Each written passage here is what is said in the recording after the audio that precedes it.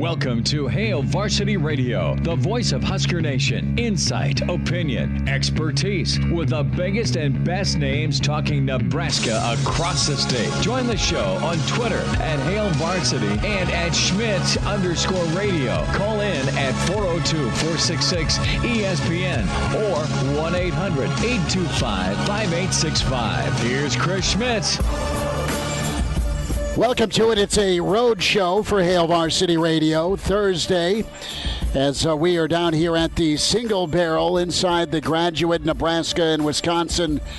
They've tipped off, and good for the Big Red, man. Nebraska taking a lead for the first time this afternoon, 9-8. We are live streaming on ESPN Lincoln's Facebook and Twitter. And can find us and follow us on Twitter at Schmidt_radio, Chris Schmidt, at Herbal Essence for Elijah Herbal back at our ESPN studios. And it's the return of Chucky Hepburn, right on script. Shot clock winding down, first possession of the game, step back three, and drills it from downtown. But I'll say this about Nebraska, and Trey McGowan's is getting the start. The Big Red are trading punches. So far, so good here the first 4.5 minutes. And just a couple of offensive extra looks for Wisconsin. But McGowan's such a difference maker, and Nebraska's really passing the ball well. And there's been a Lat Mayan sighting also from three, just missed a layup. But, hey, Chucky's back. That'll be a topic of discussion because it's been on your mind. And you're reminded squarely of all that in-state talent that has not found its way to Lincoln. And I know it irks Nebraska fans, but, hey, you got to win, and you got to be better as a program. Nebraska right now trying to end this skid, right? They've had major issues in Big Ten play. They've been competitive. Some nights they've been off and disinterested others, but number 11 is here, and Nebraska's hanging tough with a lead here in the under 15 timeout. Numbers to get in, 466-3776, 466-3776, 800-825-5865. Can email us, chris@hailvarsity.com. We got a lot to get into when it comes to Nebraska basketball, in-state recruiting. Recruiting is the second session winds down for the winter signing day. Nebraska out in full force. Brandon Vogel going to be with us in about 20 minutes in hour two. Steve Marik will be with us from Hail Varsity. He'll be with us on site down here at the Single Barrel. So be sure to check that out. And listen, if you couldn't make it down for Nebraska and Wisconsin, the 4 o'clock matinee, the women are playing tonight against Wisconsin, 8 o'clock. So make some dinner plans. Come on by the Single Barrel, get a whiskey, get a steak, and then go see Coach Williams and her women do some work tonight down here till 6. Elijah, it's weird outside because before we came on the air, it looked like a little bit of a snow globe down here in the Haymarket, a little bit of snowfall. That has gone away, thankfully. And it's just been a really weird winter with temperatures. It's been a really weird basketball game because Nebraska, kind of true to form, has come out, ran their offense, passed the basketball, shared the basketball, and they have a lead. But this is, dare I say it, typically danger time for Nebraska basketball. It's that first under 15 timeout where you're either up or down or trading blows with a team, and then it all goes sideways. That's how it's been in Big Ten play. That's how it's been in non-conference play for Nebraska. Hour two, Steve Marik with us, Gary Barnett. Danny Burke will join us to preview the AFC-NFC title game. All right, you grew up here, Elijah. I grew up here. We're a little different in age. But when I was your age, going to Nebraska basketball games, it was incredible because I got to see the golden era of Nebraska basketball. I got to see 4 straight NCAA tournaments in Section B at the Devaney Center. I got to see Danny Nee and Coach Jeff Smith and Boone and Strick and Pike and Chubbuck. And, I mean, I can rattle those names off. Tony Farmer, Ty Lue. 5 out of 7 years I got to watch Nebraska basketball win on Big Monday. beat Kansas, take down Oklahoma State, take down some 1 seeds on a cold Wednesday night in February. And Nebraska did it with Nebraska kids. Nebraska's maybe had as much in-state talent, generational talent, as they've had in a long time. And there's a bit of an outcry because Nebraska's not been able to get in-state talent to stay here. I don't blame that in-state talent for going elsewhere when you look at the numbers. 31 kids are playing Division I basketball currently, and there's 3 more kids that are seniors this season in high school ball that are going elsewhere. Jason Green, of course, headed to Creighton. Trout is off to Virginia. Chucky Hepburn's incredible and such a difference maker already as a freshman. Tim Miles probably would have had him, but you needed to make a change, or Nebraska did make a change. And you're going to be reminded at least for 3 years of Chucky, probably kicking your ass twice a year. So Nebraska fans want that in-state talent here. But, man, you got to win. I think Nebraska's tried. The new coaching staff has tried. And that talent they've brought in high-level recruiting classes. That talent's not translated on court. We're tied at 11 right now. Yeah, as you mentioned the game back on, it's funny you were talking about the weather just a second ago, because the Husker basketball team this year kind of feels like the Nebraska weather this year, where it hasn't been actually all that bad for a wintertime, but it's still winter. It's still winter. The bad stuff's still coming. That's how it feels watching the Husker basketball team days. Yeah, they're hanging with Wisconsin, but the snow is coming in the second half. If something's going to go wrong, and it's going to make our lives terrible. But just back to your point about the in-state talent, I don't think I ever grew up watching Husker basketball where the in-state talent was good enough to carry the Husker basketball team, where it was the Doc Sadler teams growing up of Lance Jeter and Alec Marks, where they had to go far and wide to be able to get their talent. And it was the same with Tim Miles, where the in-state talent wasn't here. And now we're at a point where, as you said, generational talent. It's the best high school talent there's ever been in my lifetime in the state of Nebraska for high school ball. And none of them are contributing to this Nebraska basketball team. And they've had opportunities. Donovan Williams was committed. Now he's down at Oklahoma State playing down there. And Hunter Salas kind of always seemed like he wanted to go elsewhere, but he was here. Isaac Trout, just all these guys that feels like you can build a high-level Division I basketball program on are finally in this state. And the Husker basketball team, with most of these guys, barring a few exceptions, doesn't feel like they're even close to sniffing getting a commitment. No, and here's the problem. I mean, do you want to go win? Yes. And Nebraska, in a couple of instances in the last decade, have one trip to the NCAA tournament and one fringe trip where they ended up going to the NIT, the Palmer years, right? Back in 17-18, I think, where Nebraska finished 4th in the Big Ten and still got snuffed out of the NCAA tournament. What hurts is, Miles had a window there to go to back-to-back NCAA tournaments. And I'm not knocking, man. I mean, good for Miles in 13-14 going to the tournament with Petaway and the No-Sit Sunday crowd, right? That was awesome and memorable, and it was such a fun season. But you've always been building, right? You've been building. They've been through 5 different coaches. I mean, think about it, man. Since Danny was ran off, you've been through 4 other changes, and there's just been, all right, even if you do make a connection, and I believe Tim Miles had good connection specifically with Hepburn. I mean, he was all over Chucky as a freshman, and really good story out of the World Herald today on Chucky Hepburn. Listen, Nebraska's tried, but if you're an in-state kid, why come here and struggle for 2 years to maybe get to an NIT? They're thinking, if I can go to Gonzaga, be a 6th man for a year, and then either jump up the draft boards if you're Salas, or by my sophomore year start, average 12 to 15, and then get drafted in the top 15 theoretically.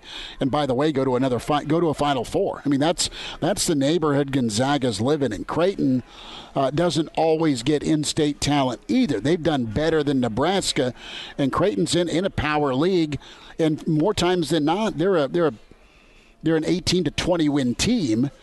And even if they're rebuilding, they're going to be at least in an NIT. So it just kind of comes down to winning. And why do all the hard lifting if you've got some program? I mean, look at Trout, man. Trout's going to freaking Virginia. they're 3 years removed from a national championship, okay? I mean, it's not like Nebraska is getting beat by, and all due respect, by Kansas State or Missouri or, back in the day you'd lose an in-state kid once every so often to KU. I remember TJ Pugh was the kid out of prep 100 years ago that ended up going to KU and had a nice career. Matt Hill, the pride of Lincoln Southeast, ended up going to Texas and played with Durant. So, I mean, these kids are going and doing what's best for them. Nebraska still leads 16-14. So impressive for the Big Red coming off of COVID protocol, that pause. We were supposed to be down here Tuesday, but of course the game got pushed back to right now. And there was some thought of Nebraska having to mask up. That got fixed, and Nebraska's not having to wear a mask during basketball action tonight. But something's got to change, and that something is Nebraska winning and being competitive and being a destination. You've got the facilities. You have the passionate fan base. You have the infrastructure around PBA where the Haymarket and Rail Yard are a ton of fun. There's no fan base and party like a Nebraska basketball fan base and party. Football's football. It's a known quantity. Husker baseball gets rabid and supportive and is great. But when basketball's hot, man, people absolutely love it because it's been too few and far between sustained success, except back when you did land all the in-state kids or regional kids and you went to the tournament consecutively. Nebraska needs to get back to that. And when you recruit like Nebraska has, and Matt Abdelmassih's quote here in the World Herald article has gotten a little bit of scorn today. And, the quote, I'll read the full quote here. With all due respect to the kids that have been in state, I feel like the kids we've added are quality players in their own right. I think it would be a major concern if you were not getting in-state kids and then also not getting any quality talent from outside the state. I don't think that's anything to do with our approach. I feel pretty strong at our approach, and it must be working with the kids that we've added to our program. On paper, Matt Abdelmassih and Fred Hoiberg have top 20 recruiting classes. On paper, Matt Abdelmassih and Fred Hoiberg have added talent. They brought in a 5-star, for God's sake. And the thing is if you're going to lose or be competitive and lose, you get more slack if you're losing with in-state kids at home. Versus, all right, you're bringing in the portal kids, you're bringing in transfers. And the problem here has been that that talent's not translated, and you're now in year 3, and your record's been horrific. And it's not that you've been beat; it's that you've been blown out, and it's how you've been blown out. It's not that you're losing to the number 1 team in the country by 30. It's that you're losing to Rutgers by 30 on the road. You've seen this team quit a couple of times, so it's the effort. It's the effort and it's the decision-making, and a lot of it's how this team plays. Now, if you were to turn on Nebraska basketball for the first time this season and you're through 8 minutes, 7-8 minutes of this first half, you're against number 11 Wisconsin, you're like, what's the complaint, man? They're playing together. Couple of 3 balls that maybe you don't take, and it's kind of a lingering issue, the shot selection by this team, but it was within the offense. It wasn't a catch and shoot 2 seconds into the shot clock possession for a Bryce McGowan's 3. Wisconsin's good. They just ran a pick and pop. Davidson just drilled one. How old is that guy?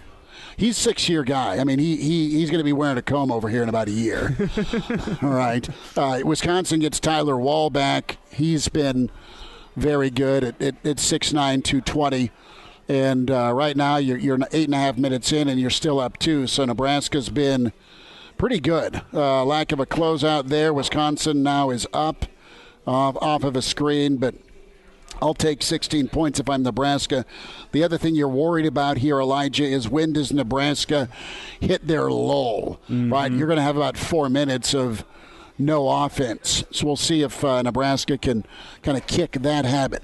We'll get into some football as well. Trev Alberts was on the Trev Alberts show last night with the network, and you're going to have end zone seats that are going to get 2 more inches.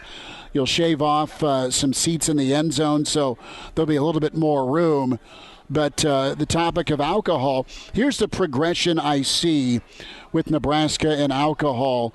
I think the first venue to get it, and I don't know when, because it's a touchy, delicate situation, another 3-ball from Wisconsin as they're back up by a bucket 20-18. I think it'd be wise here to maybe sprinkle it in with Husker baseball, outdoor venue. You have taps already at Haymarket, and that'd be one thing to do. And then, of course, PBA already set up. Nebraska's answered with a 3. Good for Kobe Webster. Good kick out to him as he just drilled a 3, 21-20. Nebraska's 3 for 6 on 3 so far. But I think this is your progression. You start with baseball, see if, and I know Nebraskans can handle it, but the naysayers are worried. You go baseball, then you go basketball, and then you get it to football. I think that's your progression. You take care of the Husker basketball, make the Husker football fans with just more room in the stadium. Maybe you look at a party deck for baseball. Haymarket's awesome, but there's some tweaks. I mean, Park's 20 years old now, and then PBA's PBA. So I think that's the order maybe you look at when you sprinkle in alcohol. Great to be with you. We're here at the Single Barrel. Come on down, catch part of the Nebraska men's game with us. The women tip off tonight. Brandon Vogel's on the way. Hello, listener. Hey, it's Chris Schmidt with Hail Varsity Radio, and I wanted to let you know about a special deal just for listeners of the Hail Varsity Radio Show podcast. We're offering $10 off the annual subscription price of $29.99. That means that you, for less than $20, can get everything we do. 10 issues of our monthly magazine, our annual football yearbook, and all the premium content we produce at HailVarsity.com. Just go to HailVarsity.com/subscribe and enter in the promo code GBR for $10 off a full year of Hail Varsity. That's HailVarsity.com/subscribe, promo code GBR. And we're back Fellas, think we could listen to the radio on Hail Varsity Radio, presented by the Nebraska Lottery. Yes! That's awesome! Back here at the Single Barrel Hail Varsity Radio Roadshow Thursday. We're catching Nebraska, Wisconsin, the matinee, and come on down for a steak and some whiskey before Nebraska women tonight at 8 o'clock. Brad Davison, we're going to call him the 35-year-old senior, is 3 for 4 from three-point land. His stroke is a lot like Vogue's is from downtown. We welcome in managing editor with HailVarsity.com and magazine, Brandon Vogel, with us at Brandon L. Vogel on Twitter. Vogue's, how young do you think Brad Davison was at Wisconsin when he first got carded? 13, 14 years old?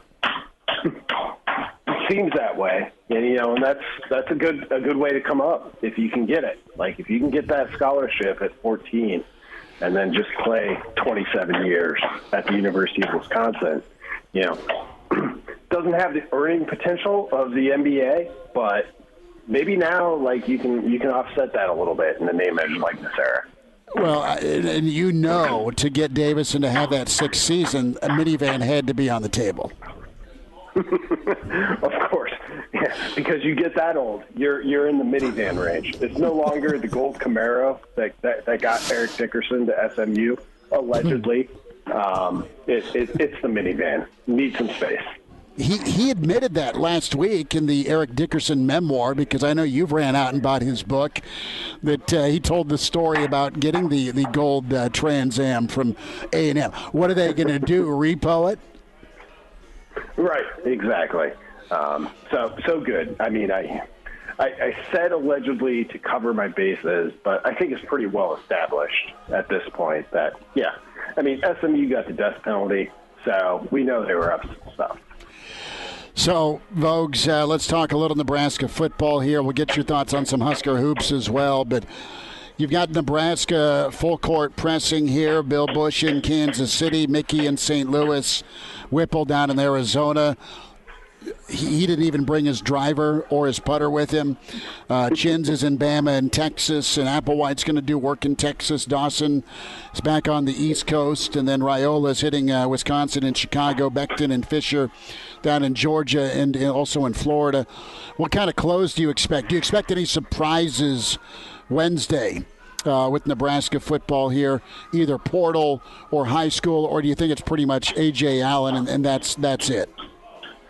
Yeah, I'm not expecting any surprises yet. That said, like, the list that you just read off is kind of, matching the superheroes up to their key positions of strength. So Dawson on the East Coast, Applewhite in Texas, Whipple in Arizona, and you get a little bit of focus locally there too, which I think will become the bigger thing for Nebraska going forward. I mean, we've all kind of noticed Mickey Joseph making some strides that maybe Nebraska wouldn't have made otherwise locally, and that's always going to be the most important. Just the nature of Nebraska recruiting is you have to go out and find the best players you can get anywhere. It's always been that way. It's probably going to continue to be that way. But the more you can get locally, I think the better off Nebraska is. Brandon Vogel's with us here on Hail Varsity Radio.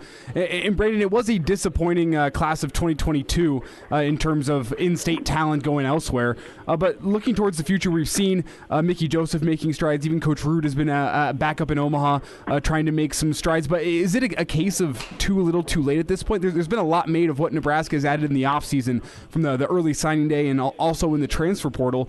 But to be making these strides now up in Omaha and just in the state going into year 5, is that, I mean, it's never too late to repair the relationships, but is it too little too late for the success on the field? Yeah, it's bordering on that probably. Nebraska did pretty well in that first full recruiting class. They got Nick Henrich out of there, they got Chris Hickman out of there. So, it's not like Barrett Rude has missed the mark entirely, but past that, Nebraska missed on a couple of guys that could have almost, in my mind, could have helped the Huskers in recent years. So getting back there, really with college football, particularly now, I think, you're always almost like one season away. So you go in, you devote some extra attention to those guys in the 2023 class, and hopefully you can swing a couple of them Nebraska's way. If Nebraska all of a sudden becomes, starts winning and becomes a little bit trendier, then you've got an inroad for future classes. But yeah, to this point, you're fighting uphill a little bit. Doesn't mean it can't change in one fall. So I think Nebraska's approach to this has been pretty sound. Brandon Vogel's with us on Hail Varsity Radio. We're down here at the Single Barrel inside the Graduate, Nebraska-Wisconsin, going on a out-of-control drive by Bryce McGowan's offensive foul. Here comes that push by Wisconsin. Is Junior watching Nebraska basketball? Is he upset? No, he's not allowed. He's we're just trying to feed him enough rice crackers to keep him quiet enough to not be too disruptive of this segment. But it's one of those things where the best way to approach this is to play zone defense. But at the moment, I'm playing man to man, and my guy's got 18 points at half. So we're doing that. No, he sounds happy. He was doing a little John Bonham tribute when we came back from break. I mean, he's banging. Is he a wooden spoon or a spoon or a regular spoon guy? Oh, this is just natural at this point. This is straight hand on high chair. So it's bongo drum time. I get you. Yep. Yeah, no McConaughey movies. No McConaughey movies. Brandon Vogel's with us from Hail Varsity. So, Vogues, I want to go back to kind of jump off of what Elijah was touching on here as far as in-state, and that was kind of our theme for Nebraska basketball, where Chucky's probably going to go for 20 tonight, right? Remind you of what got away again, and that was different from our era growing up because it was all in-state or regional kids that were taking Nebraska to the tournament, and it all started with Danny Nee and Rich King's living room and getting him to buy in and come, and Nebraska's got to land that first in-state kid, whether it's Fred or whoever's coming in, and I think Tim Miles was working on that with Chucky, but changes were made, and that's not new to Nebraska basketball. Mickey Joseph is going to continue to make great connections in Omaha. He'll hustle. He's not going to take Omaha kids for granted. He's not going to take Nebraska kids for granted because he just understands it. He didn't take Louisiana kids for granted. But when we talk about proof and performance, it's going to be fun to see what Betts does this year, an Omaha product, the big-time kid. That could be a really nice endorsement / signal for future Nebraska products, right? Not just Betts at the receiver spot with Mickey, but if Mickey's knocking on your door, see what I did with a fellow Nebraska in-state kid. That's kind of interesting for me to watch and see how this season goes for Betts and for Mickey. And I know it's a first year, but it could say a lot of things to future Nebraska kids looking again back at Nebraska. Yeah, I would agree, and it's a tough assignment to kind of set that tone right away. I mean, by the time, say, Xavier Betts breaks out and becomes kind of all Big Ten caliber, at that point, like, a lot of the battle's already been fought, and it helps you, no doubt, but it's just where Mickey came in, and this would be true for anybody, of trying to kind of get back maybe some of what you lost a little bit is difficult. And I've looked at this mostly from a football perspective as opposed to basketball, but I think it holds true in both places. Like, if you're looking at equal players, one is in Omaha and one is in Milwaukee or wherever, the player in Omaha is almost always going to offer additional value because, they're more likely to stick around. They're more likely to come in with a higher investment level in what Nebraska has to offer. So you get into intangibles really quickly, but I think that's the value of recruiting locally. If there's ever a borderline case, if I were a coaching staff, I would say we'll go local first, and if we can't get that, then we'll happily go to the That's gorgeous. I mean, your take was money, but him saying preach on is even better in the background. And the professionalism from Vogue's here to just keep on through. He was on fire, man. Just tunnel vision. and that's how you can tell that that junior isn't watching Husker basketball, because the babbling is far too happy. Yeah. Either that or he's got Nebraska in the first half line. Nebraska's down by 3. Webster a free throw, 5-minute mark, and good for Fred, man. He's got these guys playing hard. They're playing together. They're passing and sharing the ball. And again, they get smoked on an offensive rebound. I've jinxed it. There we go. A closeout there.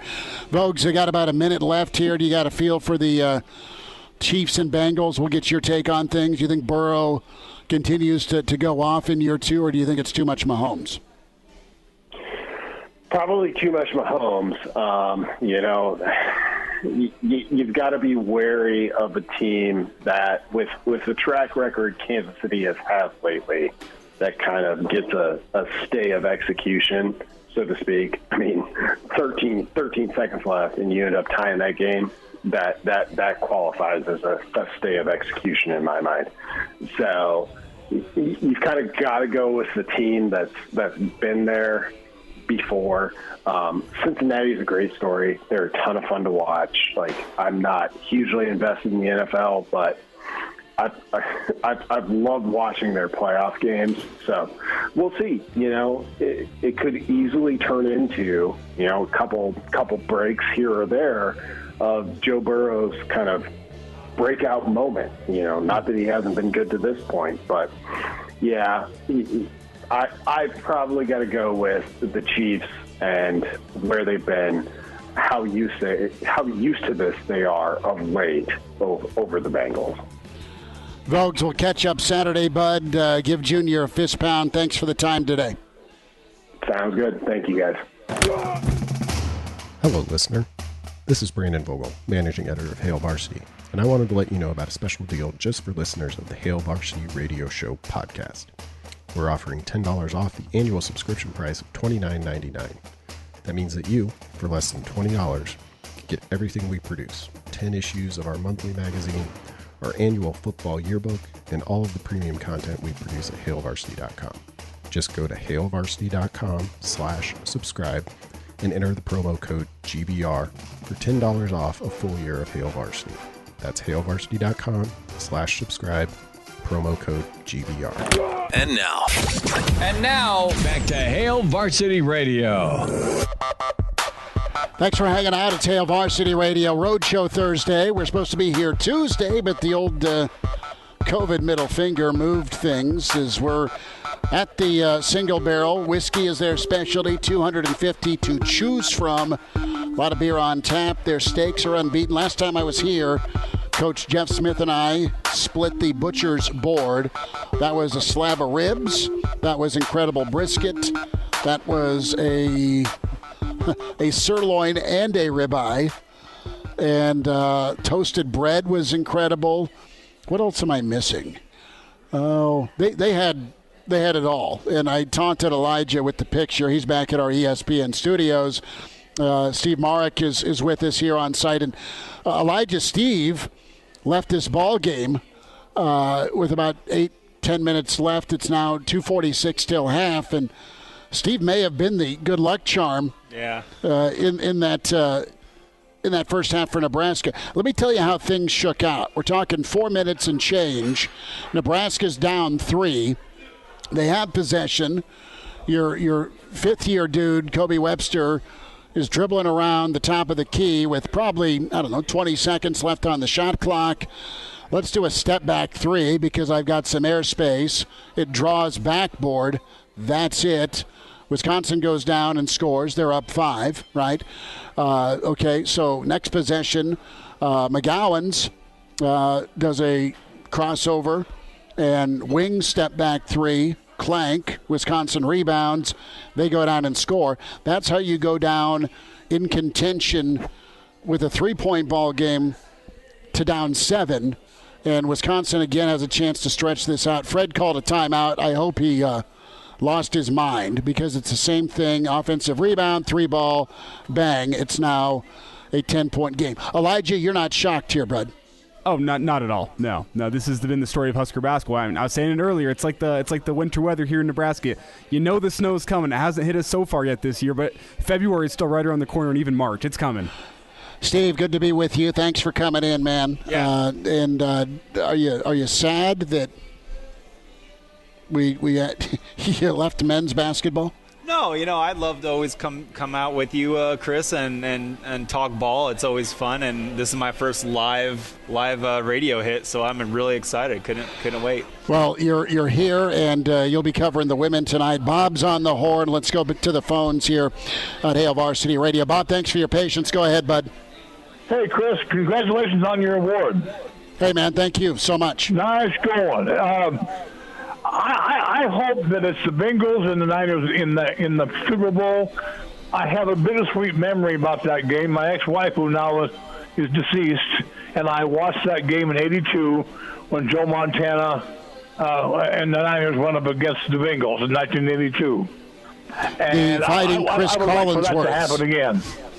That'd be Bob. That'd be the third Super Bowl between Cincinnati and San Francisco. The largest audience ever to watch a Super Bowl was in the not live, but the TV audience was at 82 Super Bowl in the Silverdome. And Detroit, yes, won a bid for a Super Bowl, and I mean that was the magic of Dwight Clark, the magic of Ronnie Lott, and of course you had Montana float one over Ed Too Tall Jones's grasp in the NFC Championship game. And Cincinnati was good. Collinsworth was on that team. I think he was a second-year guy. And then I remember the game where Montana outdueled Boomer Esiason down in Miami. That was one of my childhood Super Bowls. That's exactly right. Yes. Yep. Well, I tell you, I'm looking forward to the Niners doing it again to the Bengals. I mean, I don't believe in this twice and then you lose the third time crap. I think if they can, Jimmy G has got is real important to the outcome of the game. But I really look at the Niners having a very, very good defense. They do, Bob, and they've got Bosa and they've got Armstead off the edge. Their secondary's been good, and you've got Debo's been incredible. Their running game's been nice. Remember this, Chris. Mm-hmm. Remember this. The Rams at one point in the game they played this year had a 17-3 lead on the Niners, and the Niners came back and got them. Niners might just have their number. Bob, appreciate you calling in, brother. You have a good weekend and cheer for your Bengals. I'm going to. You do the cheer same. For your 49ers, man. Take care, bud. So, it'll be interesting on both fronts here. I'm going to be honest. I can't handle another Jimmy G Super Bowl.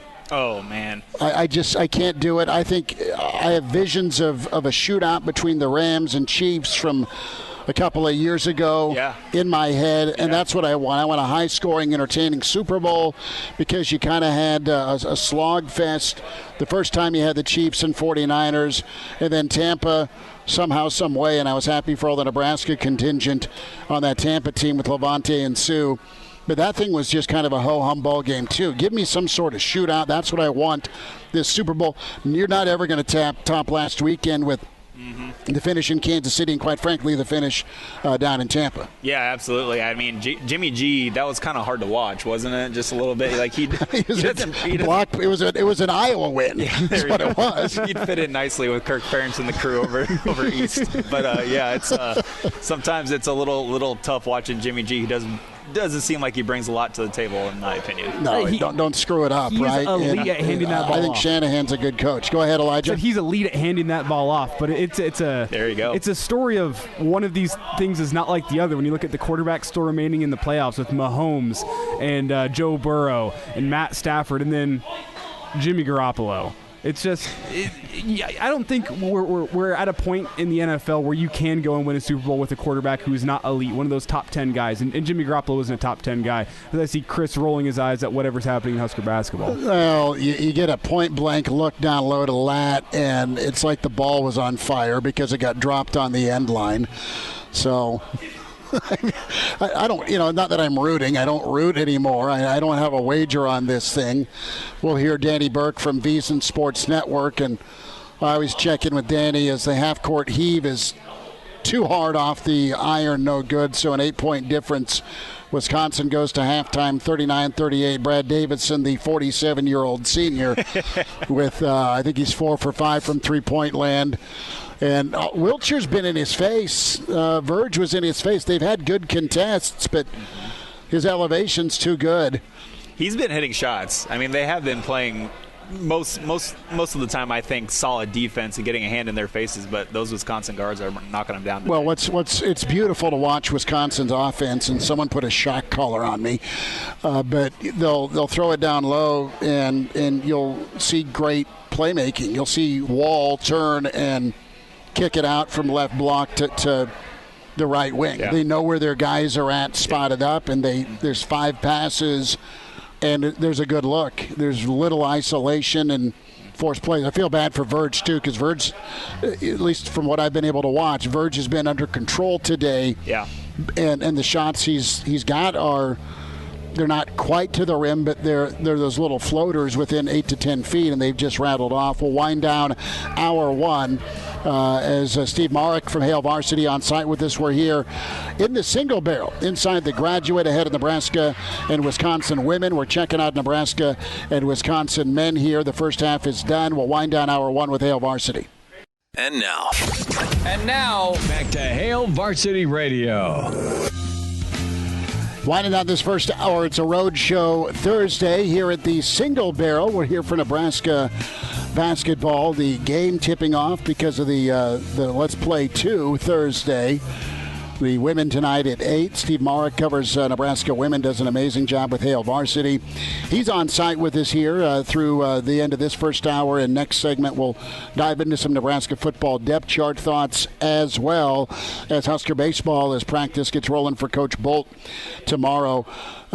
Steve, you have the women that are in action tonight. Wisconsin comes to town. Coach Williams has had a really good season. Nebraska's right on that fringe of, I mean, they've had some big wins, and they're in the thick of it in conference play. And you've done a really fun job of covering the women. And, you know, you're diving in. You got some stuff in the works, it sounds like, with some player profiles. Yeah, absolutely. It's one thing that I wanted to continue to kind of dig deeper and cover this team and some of the really good individual players that they have, and a lot of good young ones. Mm-hmm. We've had two true freshmen with Alexis Markowski from here nearby in Lincoln Pius X, and then Allison Widener near from my hometown of Humphrey, Nebraska. So we got a lot of things in the works here, and I'm excited to get going with them. So were you part of the Humphrey St. Francis machines? Yeah, so I didn't go to Humphrey St. Francis. I went to Howells, Nebraska, which is right down the road from Humphrey. So we were playing Humphrey and Humphrey St. Francis all the time. Okay. Yeah, we were taught to not like the Flyers. So, but Allison's been really fun to watch, and she's I think she's had a really good transition from Class D basketball in Nebraska to the Big Ten. She was forced to, I guess, kind of step into a starting role against Iowa with Sam Hybe's shoulder injury, and she did pretty well with I think it was 8 points and 5 assists. So, well, and Alexis and Elijah, you can jump in too, because you've seen a lot of high school girls basketball as well. We all know Alexis Markowski's an incredible player. But for her impact, and really not to blink, I mean, to match up physically, and we're not awarding her or anointing her. I mean, she's the last to think that, but she's really transitioned well in Big Ten play. I mean, she's held her own, and she's been really dominant at times. Yeah, and we saw that even last year where she'd be going against smaller girls in Nebraska high school basketball, obviously, but she never let a shot blocker come over and affect her shot. It just felt like no matter what, she was going to get the look that she wanted, and you were wondering how that was going to translate up to high-level Division I, going up against bigger girls, girls that have weight on her, girls that have height on her, and yet it's still just incredible where there'll be a hand in the face, a good shot contest, and it will not matter. She just puts it off the backboard and in. Feels like every single time. She's so consistent down low, and it's something that you really don't see with the Husker men's basketball team, being able to go get your shot down in the lane without letting the shot blocker coming over affecting you. Well, and you're making the smart basketball play. How many times does Markowski gather and then get out of a tough situation for a better shot? Yeah, I think she's well coached in that area too, where if she senses any kind of trouble, a double team coming over, she's getting better at getting the ball out to wherever that help comes from for an open shot too. She's added range. I mean, she's been really good from distance and kind of stretching the defense out. And we love our chats with Andy Markowski. Steve Marik with us from Hale Varsity. We're streaming live on ESPN Lincoln's Twitter feed at ESPN Lincoln. Can follow that. Can follow Hale Varsity at Steve_Marik is where you follow him on Twitter at Elijah Herbal. Herbal Essence at Herbal Essence for Elijah's Twitter. Chris Schmidt at Schmidt_radio. Also video streaming on StreamYard with ESPN Lincoln's Facebook. Robbie Hummel needs a drink. Every time Robbie Hummel's on BTN, he's either in Lincoln or he's having to cover Lincoln. We'll see if Nebraska bounces back down 8 at half. Hour 2 on the way. Pardon the interruption, but I'd like to save you some money. Hey, it's Chris Schmidt. with Hail Varsity. And I wanted to offer listeners of this podcast $10 off the price of an annual subscription. That means that you, for less than $20, can get everything we produce. 10 issues of our monthly magazine, our annual football yearbook, and all the premium content we produce at HailVarsity.com. Just go to HailVarsity.com/subscribe and enter in the promo code GBR for $10 off a full year of Hail Varsity. That's HailVarsity.com/subscribe, promo code GBR. Welcome to Hail Varsity Radio, the voice of Husker Nation. Insight, opinion, expertise, with the biggest and best names talking Nebraska across the state. Join the show on Twitter at Hail Varsity and at Schmidt_radio. Call in at 402-466-ESPN or 1-800-825-5865. Here's Chris Schmidt. Thanks for hanging out. It's Hour 2. It's Hail Varsity Radio, presented by the Nebraska Lottery. Chris Schmidt, Elijah Herbal, Steve Marik from HailVarsity.com and magazine on site with us. We're down here at the Single Barrel. We got going here at 4 as Nebraska tipped off for the matinee against Wisconsin. Really tough shot here to start the second half by Bryce McGowan's. A settle from 3 as Wisconsin, Tyler Wall just drilled a 3. Danger time for Nebraska basketball. They went to halftime down 39-31. They scored off of a dunk. Nice step through by Wall again, and this is when the wheels may fall off. The lead now 46-33. Steve, it's really tough, and we'll see if Nebraska can work some offense. They're going into Walker here. Yeah, We've got a good look. This is what I like to call the danger zone for the teams that are losing. This is a danger zone for Nebraska right now. They need to not let this lead get above, I don't know, it's going to be hard, but 15, but... Well, and you give up a foul down low. If we're scoring at home, Chucky Hepburn's return to PBA, where he won the state title as a junior for Bell West. He is 3 for 5 from 3.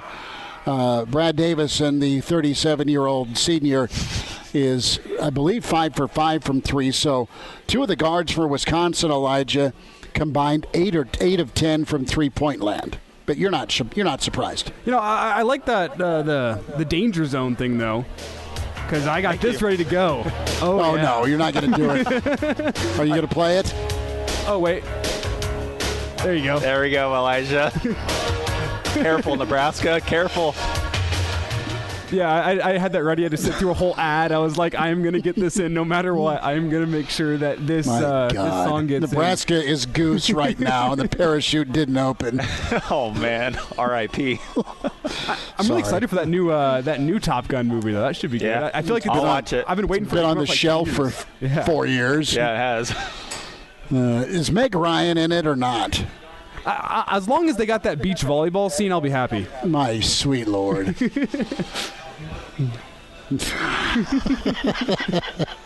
Well, right now I'm just picturing Tom Cruise shirtless playing sand volleyball at his current age. Right, and why not? Hey, he probably looks a lot better than I do. Dude, so. he's still he's doing a Rocky workout in Aspen right now. Absolutely. as we speak. Let's dial this back to sports, and we're gonna point the finger at Elijah for the Tom Cruise volleyball reference.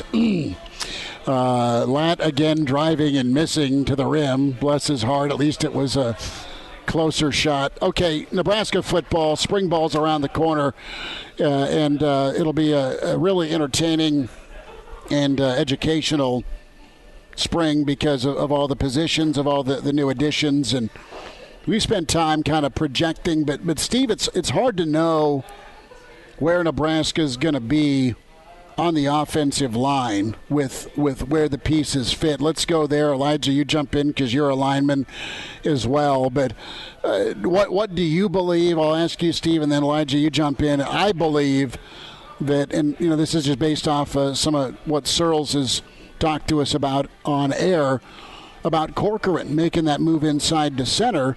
Is that something you guys are all right with, or would you like to see him still try and maybe put some weight on and still work at a tackle?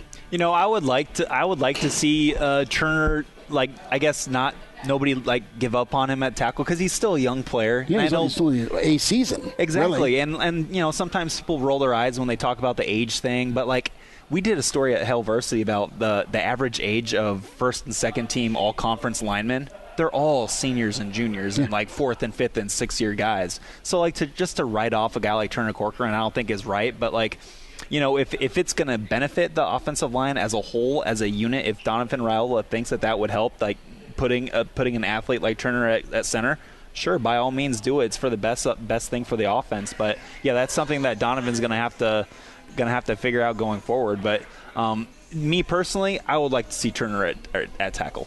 And you move him to center because you don't like what you've got there. Exactly. Right? Yeah, the options are kind of lacking. They're limited, and you just don't know. I mean, Hickson's got a little bit more of and he's still a big guy, but I mean, Turner's tall. I mean, yeah, he's I would 6'6". Yeah, I would imagine, Elijah, that's a hard ask, and that kind of speaks to how amazing of an athlete Juergens was at 6'5".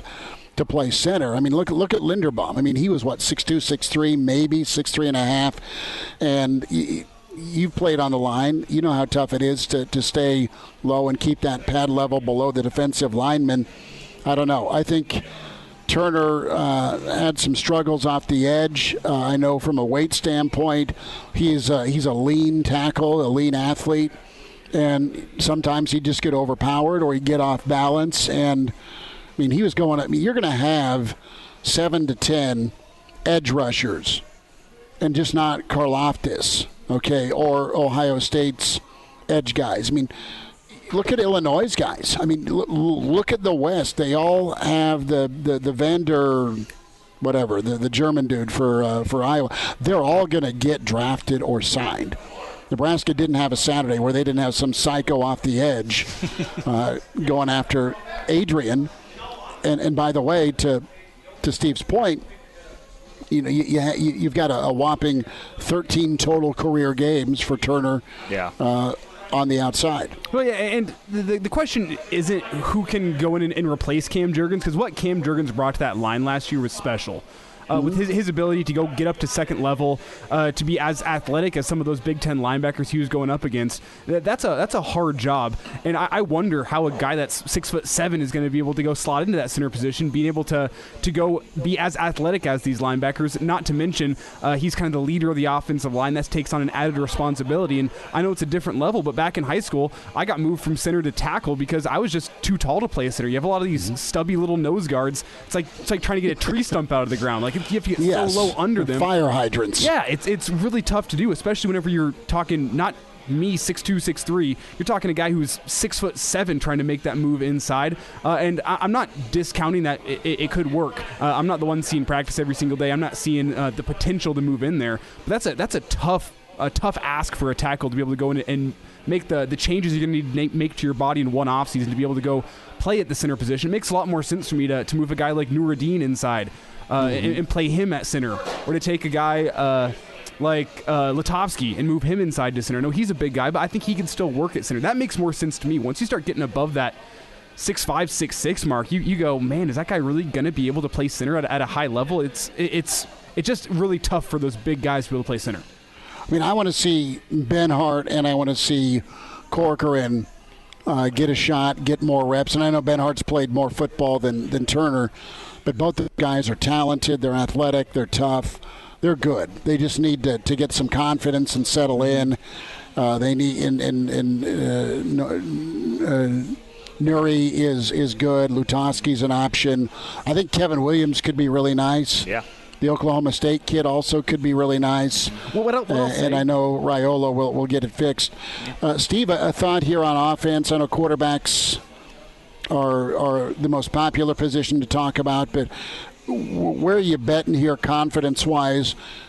Do you think you see a pretty high level of emergence with the wide receiver group, or do you think that running back room takes a step up if you were to pick between the two position groups? Man, I think they're both fun to they're both talk fun to about. talk about, absolutely. But I'd have to go with the receivers. I mean, there are so many names that I think have so much potential to do great things if everything kind of works with the offensive line. And and whoever ends up winning the job at quarterback can throw accurate balls. I mean, you have Omar Manning, that's 6'4", 230 on the outside at the X. You got a guy like Xavier Betts, 6'2", just big bodies, and then a guy like Trey Palmer who can line up in the slot, and he's like done some great things in the return game. That right there is a core of 3 dudes that if they can like stay consistently on the field, you have so much firepower and so many options. Don't you agree with me? Well, I think so, and I think the guy that we got Nixon and Alante, and we don't play for Nebraska, but when I say we, I mean you look at that receiver room. Brown and Nixon are both slot guys that can wear out some matchups and get up the seam or just kill it on the quick out routes. Yeah, absolutely. And they're like, you bringing up those names is a great point, because that's when the rotation can come in and you're like rotating those guys in and out, and it just gives you fresh legs, an opportunity for fresh legs on an offense that can just like stay on pace and keep hitting a defense where they're weakest. It's this receiver room, with especially who's coaching them with Mickey Joseph and everything.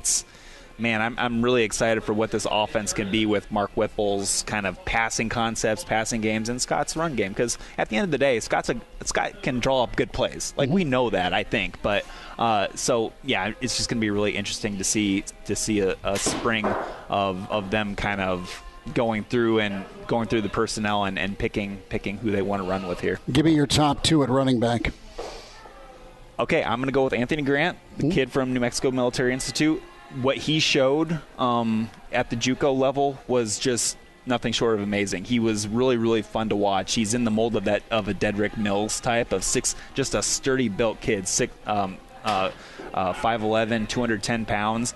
And then, I don't know, I really like what Ramir Johnson still brings. It could be like a thunder lightning type thing with Anthony Grant doing a lot of the workload, maybe in between the tackles, and then Ramir is there with the speed. He has the best speed of the running backs, I think. And just those 2, and maybe if Jaquez Yant fixes his issues that he's had, I think he's another option that could be in line for playing time. And really, we saw what we could do with the game against Northwestern. And if everything clicks for him on and off the field, I think he has a really special talent that would work here.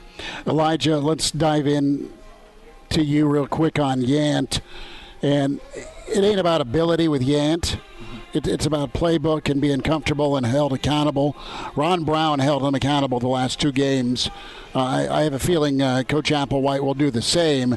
Nebraska will not bail on him because he's a gem. When you look at size, feet, speed, as long as he doesn't eat himself out of the program, legit. I mean, because over the summer the kid got up to 270. Yeah, they told him to lose weight. They straight up said that. We are locking the door and you're going in the steam room. I mean, it comes down to choices, right? Did you see the picture he posted? I think it was on his Instagram page. Yeah, where he showed it was himself from like one of the first practices from fall camp last year, and then what he's doing now in winter conditioning. It's a complete body transformation. So if he is doing the same things in terms of being able to pick up the offense and pick up how to be a Division I running back on the field as he's putting in commitment off the field, at least he has for the past 6 months. I really like his chances of at least finding a role within this offense. He had the Northwestern game last year where everyone thought, oh, this guy's the second coming of whatever running back you want to put in the history of Nebraska football. And obviously, he had to take his lumps as a freshman, but I think he can find a very valuable place as a short yardage back, a guy who can come bring in to be a thumper inside the 10-yard line, a guy where we saw Nebraska's struggles running the ball 3rd and 1, 4th and 1 last year. If you have a guy like Jaquez Yant that can just get hit at the line of scrimmage and fall forward, that's a first down every single time. So I think he can find a valuable role in this offense. Whenever we saw what Ramir Johnson did last season, I'm not sure he's ready to take that step of being a 3 or 4 down running back, but I do believe there's a chance that he can have a very, very valuable role in the offense. But I think with the running backs, it comes down a lot more to the success of the offensive line. There's absolutely a toughness and a we versus me attitude Ramir's had. I mean, Ramir's kind of the guy that can show the rest of the group the perseverance needed. And you're going to have a different voice, and you're going to have a better rotation. You're going to have more certainty with who's carrying, why they're carrying, and what you need to do to get better. I think that there's so much frustration in the running back room last year because it felt like guys didn't know where they stood. Yeah, absolutely. I don't think they understood what was kind of expected to get on the field and stay on the field. Did the coaches either? I don't know. That's just in the past, and now we're here. Now Brian Applewhite is here, so we can move on from that. But it was just an odd situation last year with how that rotation was and everything. And Elijah was bringing up a good point with Ramir Johnson. I think he can have I think he's a really good athlete, and man, did he run hard. He can catch the ball too. I mean, he's good on absolutely. That wheel route. At the end of the day, he's a 5'10", 185-pound running back in the Big Ten. He's gonna get knocked up. He's gonna get nicked up. He might miss time. That's why it'd be great if like 2 or 3 guys. He's a wingback. Yeah. I mean, body-wise, he's a wingback that's running tough between the tackles. Steve Marik is here on site. We're at the Single Barrel Roadshow Thursday, Nebraska basketball. It is slipping away as the Huskers down 13 at PBA. Steve will be on site tonight at PBA for the Nebraska women against Wisconsin. Coming up, Gary Barnett will get his take on some college football, specifically the Big Ten going divisionless. It's like the tagless boxer briefs, right? You'll hear from our friend Danny Burke, Pride of Chicago, Burke's Best Bets. Steve, it's been awesome to hang out. We will get into some baseball next time with you. I know you're all geared up for the presser tomorrow ahead of Nebraska's first practice at 1. Absolutely. Will Bolton Company are going to gear up and try and live up to that number 20 preseason ranking and find their way to a super regional perhaps. Maybe Omaha. I mean, the dates of the College World Series have been released. Yeah, they have. The 18th through the 25th. So that is, we can dream about that. Steve, appreciate your time. Good stuff from Elijah Herbal, Chris Schmidt. We're here. The Single Barrel. Come on down, get a steak, get a beer, get a whiskey. And if you need something to eat before the Nebraska women tip off at 8 tonight, down here till 6 at the Single Barrel. Gary Barnett next with Hail Varsity. Pardon the interruption, but I'd like to save you some money. I'm Brandon Vogel, managing editor of Hail Varsity, and I wanted to offer listeners of this podcast $10 off the price of an annual subscription. That means that you, for less than $20, can get everything we produce, 10 issues of our monthly magazine, our annual football yearbook, and all of the premium content we produce at hailvarsity.com. Just go to hailvarsity.com/subscribe and enter the promo code GBR for $10 off a full year of Hail Varsity. That's hailvarsity.com/subscribe. Promo code GBR. He's in his 30s, but sounds like he was born with a stogie in one hand and a brew in the other. Now, say my name. It's Schmitty on Hail Varsity Radio. I got the body of a taut, preteen Swedish boy. Back into it at Hail Varsity Radio, presented by the Nebraska Lottery Roadshow Thursday down here at the Single Barrel inside the Graduate. Husker basketball going on right now. The Big Red hosting Wisconsin. We're on the road. We say hi to the Hall of Fame coach, Gary Barnett.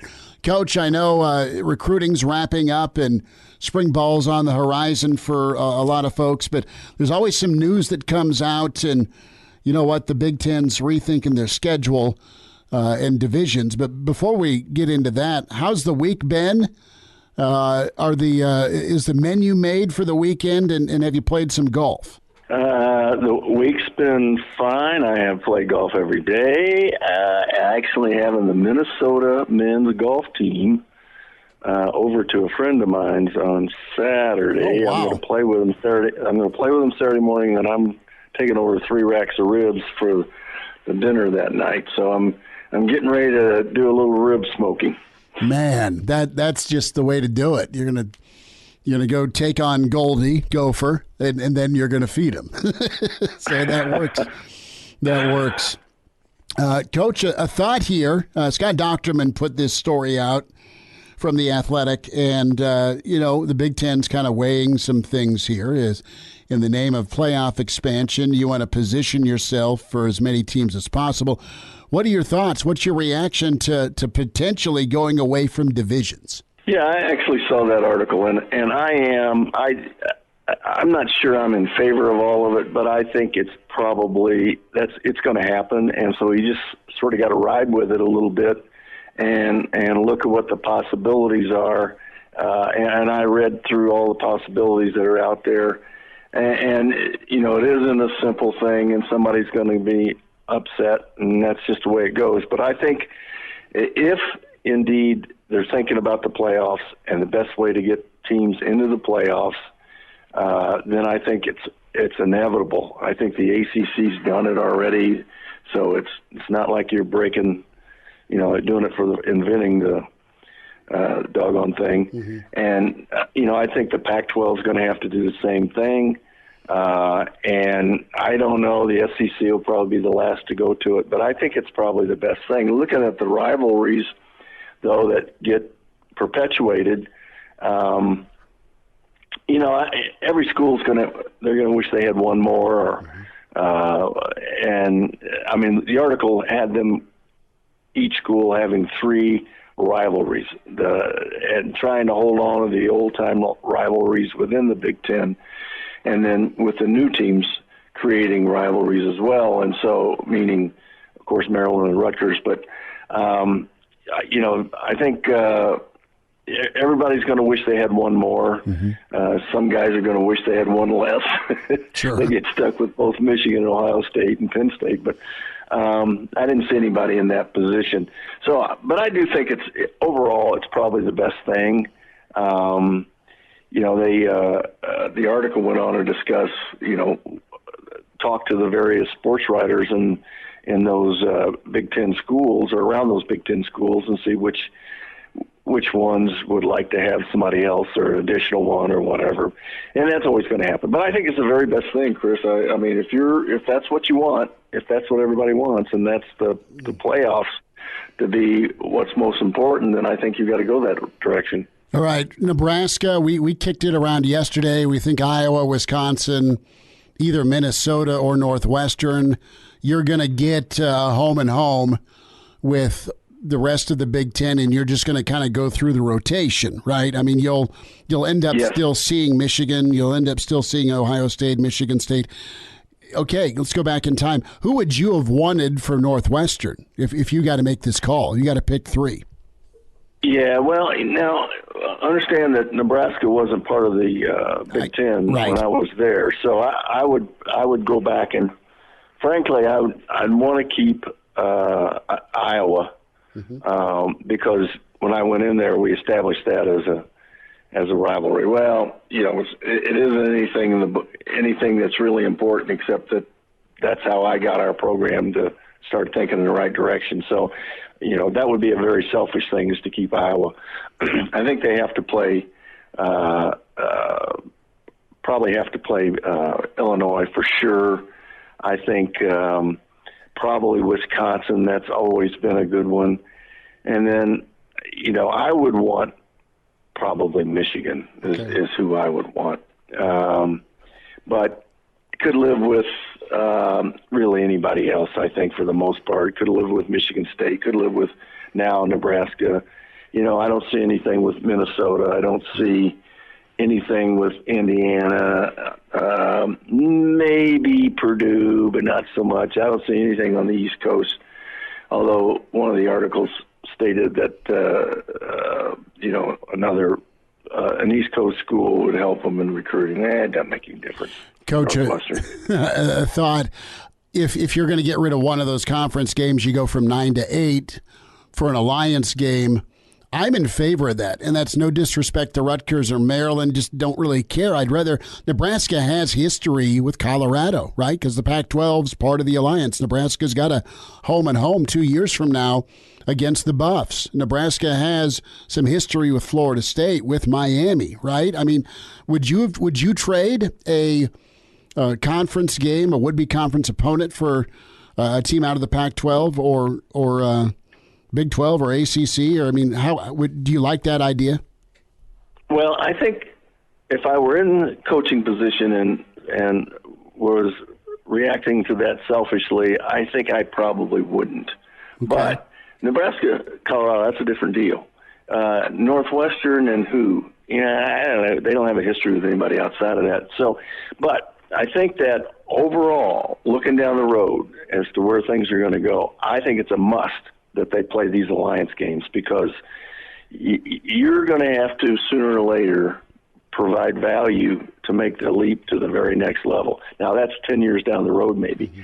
But I think it's important to each school to go ahead and play those games with an alliance situation. Gary Barnett's with us, Hail Varsity Radio. Coach, I want to go to the NFL. Chiefs and Bills, 25 points, 2 minutes. Incredible. I mean, just phenomenal football on offense, execution, a duel between Mahomes and Josh Allen. What's the craziest game you were a part of, craziest finish?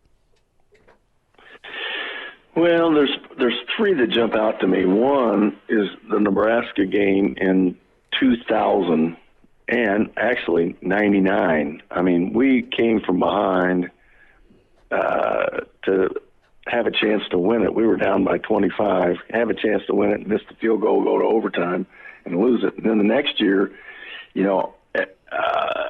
I know everybody has said that they should have squib kicked that ball, that Buffalo should have squib kicked that ball. Well, if you remember in 2000, I did that. I squib kicked it. It didn't go very far. Nebraska recovered, threw a pass down the field, kicked the field goal, and beat us. So I said, get it away from Tariq Hill. Kick it as far as you need to kick it. Don't let him have a chance. So I sort of agreed with the call, but I could see why people would think it'd go the other way, but I got burned by that. I think my first year at Northwestern, we were down 27-0 to Illinois going in the fourth quarter and came back and won 28-27. That was a really big, crazy game. And then we played Wisconsin up there, and Dane had the ball, and they were kicking our butt. He fumbled the ball, and we got it back, had one play, threw it in the end zone, and beat them by one. So everybody's got those, but those are the ones that stand out to me. Are you calm in the midst of the comeback? Are you pacing around? What was your personality like on the sideline with these? You're thinking. You're working. You're just thinking. You're working, man. You're trying to get one play ahead and not be one play behind. So you're working. You're working with your coaches. You're working with. You don't have as much contact with your players at that time because you got all your coaches on headsets. So you're all communicating, but you're working the whole time. You got to present that calm to the kids. I mean, you've got to be the backbone and everything's going to be okay, right? I mean, the eternal optimist. Right, exactly. What was the Missouri like in '90, the fifth down game? Was that pandemonium at the end? Not till, it was pandemonium, but we had a clear plan, and we asked the official if we had 3 plays because it said second down on the box and second down up on the scoreboard, and we said, do we have 3 plays? And he said, yes. So Mac lined out exactly to him what we were going to do, and we did it, and we got in the end zone. They gave us the touchdown, and then there was pandemonium at the end of that game because everybody in Missouri was mad. They didn't think we scored, and then we left the field because it was so crazy. There's so many people on the field, and then we had to come back on the field to kick the extra point, which of course we didn't kick. We just fell on it. Yeah. But that's when all of a sudden the fifth down talk started to come out. It was when we were on the way out of the locker room to complete the extra point attempt. Jeez. That had to be pretty nuts. Yeah. Gary Barnett's with us. Coach, a thought on Coach Bieniemy. Is this the year, or do you think he's happy still with Andy? I don't know. I would think this would be the year with the openings, but and if it doesn't happen now, he's just got to be patient. But he's in a really good situation. He's got the best quarterback in the world, and they can make any play he calls look good. So I just tell him to be patient with it at this point in time, and he's making a couple $1 million a year with the best players in the world. What's not to be happy about that? No, and that's people keep asking and wondering, is this year for Bieniemy? And you just made out a great point. Maybe he's happy, maybe he loves what he's doing, and the funding's incredible. Joe Burrow, can he outduel Mahomes? He did it once. What do you think about Sunday?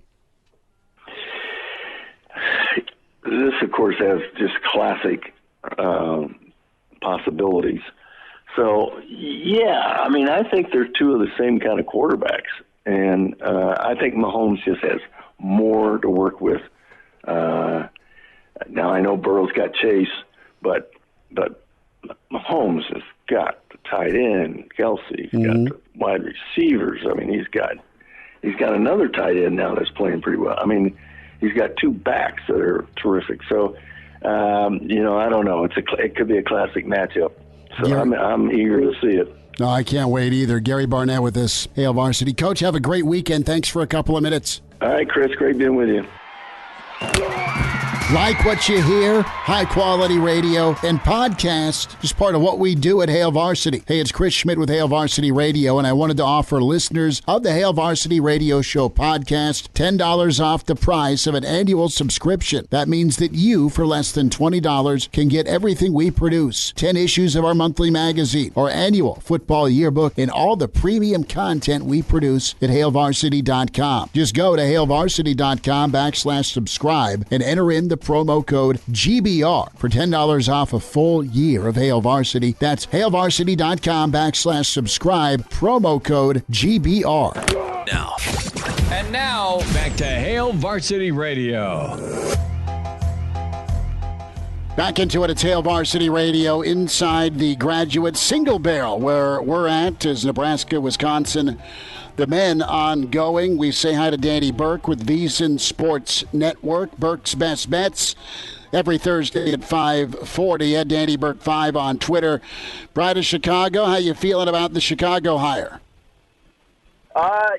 On my Chicago City cast today, I guess the word I use best to describe it is it's fine, right? I mean, we don't necessarily know what to expect right out of the gate. I mean, an unknown commodity in terms of the head coaching position. But look, I wanted the Bears to go offensive, and they didn't do it. They went with their typical mantra of defense, which is still okay as long as they make the necessary offensive coordinator hire, which everybody's waiting eagerly to see who that is.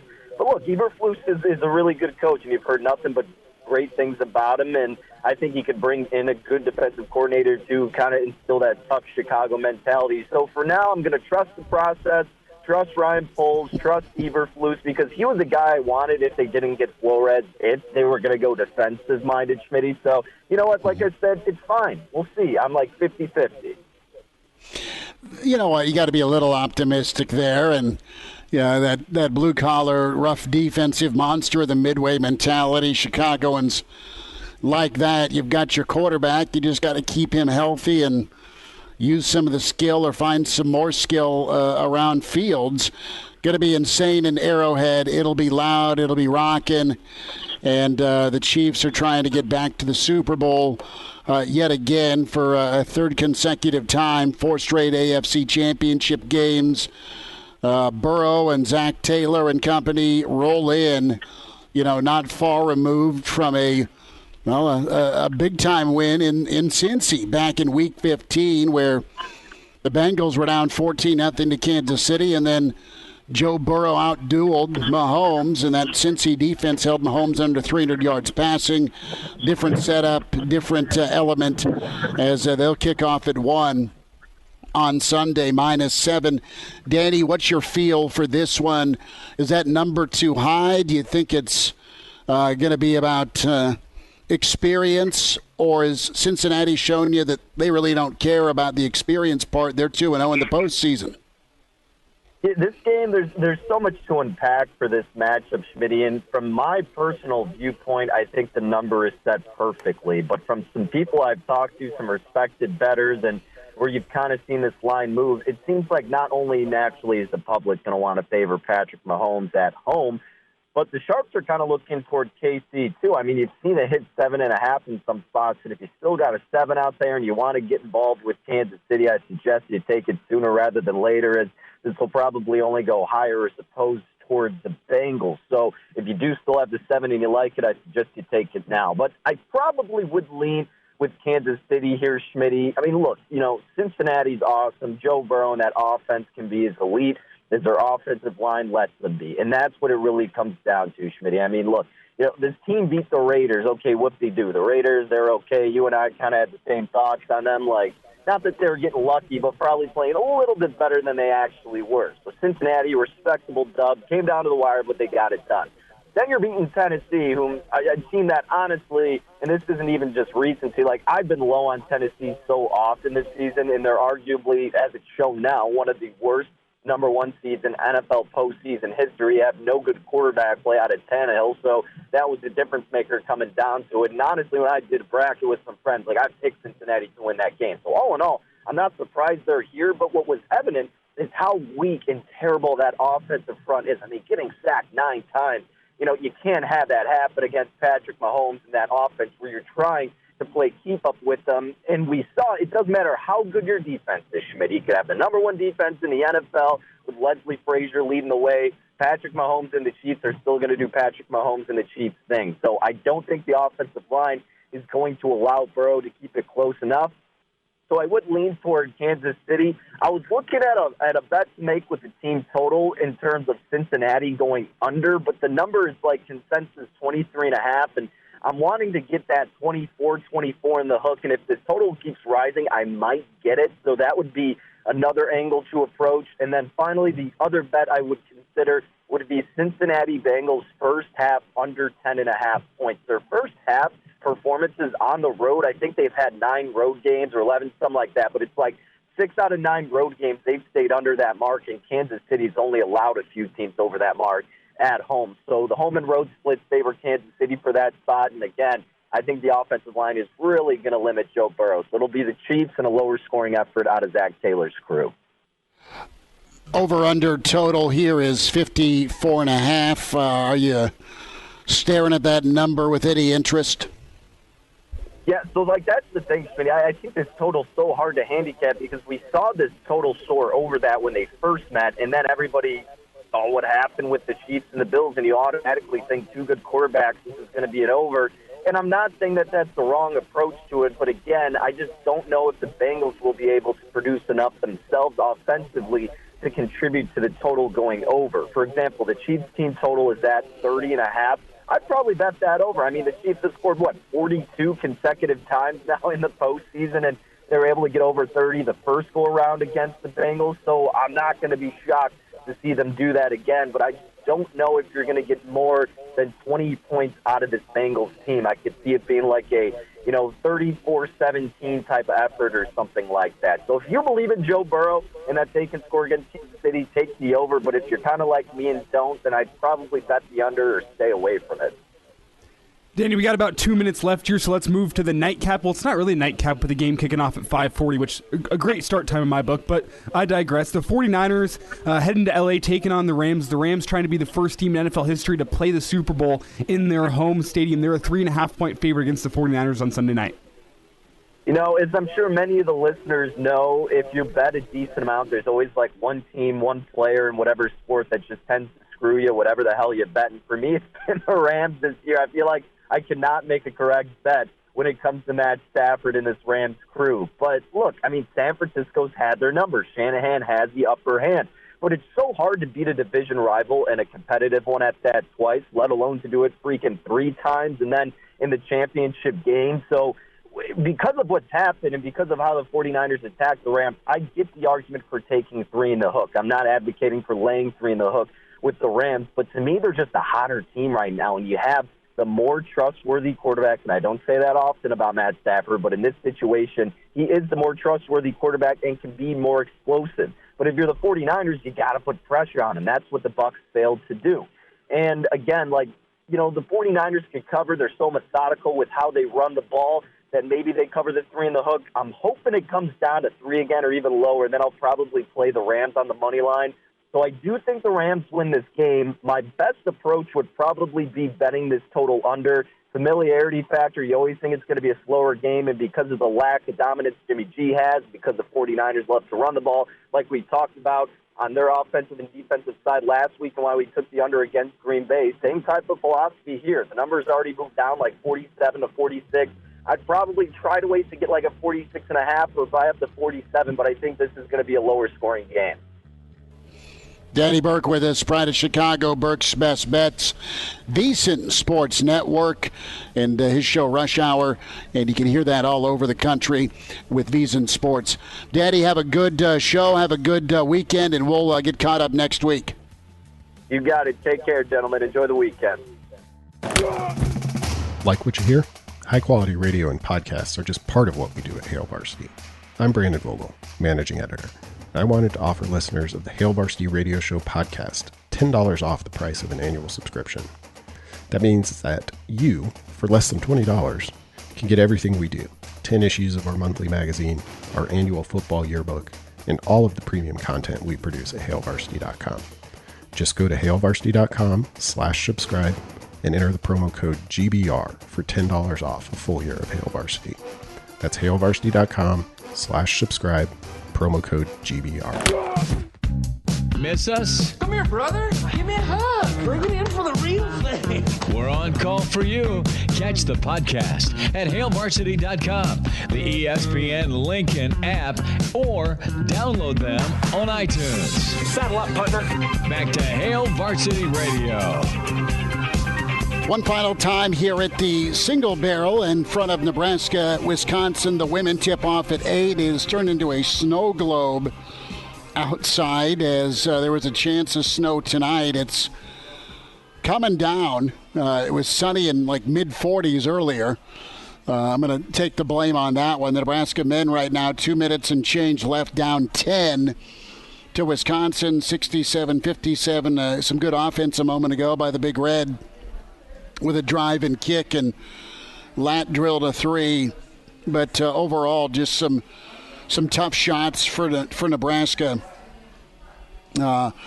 in this second half. They've been down by as many as 13 to 15 points. I think 13, let me check that, has been the most they've been down by. But they cut it down to 7 and then 9, and then Wisconsin answered. So that's just kind of the story of Nebraska basketball this season. Reminder about buckling up here. Hands on the wheel, eyes and mind straight ahead. The driver has one job: to drive. Stay focused. A message from the Nebraska Department of Highway Safety Office. Elijah, as things closed out, the line was what, 7-8 here? As Lat's launching another 3, too strong with it. And Nebraska can't corral the offensive rebound, so Wisconsin's going to avenge a loss they had to Sparty here at home last Friday and get on the road here. If I'm out cart before the horse, I guess with 10 points, the difference here in a minute 40, and Wisconsin running some clock now, I don't like Nebraska's chances. Yeah, I mean, this is the same old story with Nebraska basketball, where there was that 6-minute scoring drought there in the second half. And Wisconsin jumped out to a lead. And you saw it coming because it's been the story of Nebraska basketball, whether it be a scoring drought or a period of 5 minutes where they just cannot get a stop defensively. It's going to be coming with this Husker basketball team. They need the perfect storm to get a win. As we've seen, it probably needs to be a home game. It needs to be a game where they jump out to a 10, 15-point lead in the first half, and they just have to weather the storm the rest of the way. And we haven't seen Nebraska basketball even close to that point. So for me, it's worry time of, does Nebraska even get a conference win this season? I think they probably do get that perfect storm at some point, but it's looking just as unlikely as last year or the year before that Nebraska's ever going to get this one figured out, at least this team, this current 2021-2022 team, that they're ever going to get it figured out to a point where they can even, be a favorite in a game against any Big Ten opponent they face this year. Well, you got Rutgers Saturday. Rutgers beatable. But, I mean, that's air quotes. You're at Michigan to start February. You host Northwestern, who's been pretty competitive. And then we'll be back here at the Single Barrel on Tuesday, the 9th of February, as Minnesota comes to town. Then at Iowa. Then you're also going to host Maryland the 18th. Wisconsin getting a backdoor. A nice coming home for Chucky Hepburn. He's an awesome player. Got a dunk on a steal a moment ago. And Chuckster's been really good. Should we give those tickets away, Elijah? Yeah, we should. I don't have the music queued up, but Volby and Ghost coming to Pinnacle Bank Arena next Friday. Got 2 more pairs of tickets to give away, one today, one tomorrow. Some Euro medal at PBA. Enjoy it. Volbeat and Ghost, caller 4, right now. Pair of tickets for the February show at PBA 466-3776, 800-825-5865. Back tomorrow at 4 on Hail Varsity. Thanks. A Hurrdat Media Production.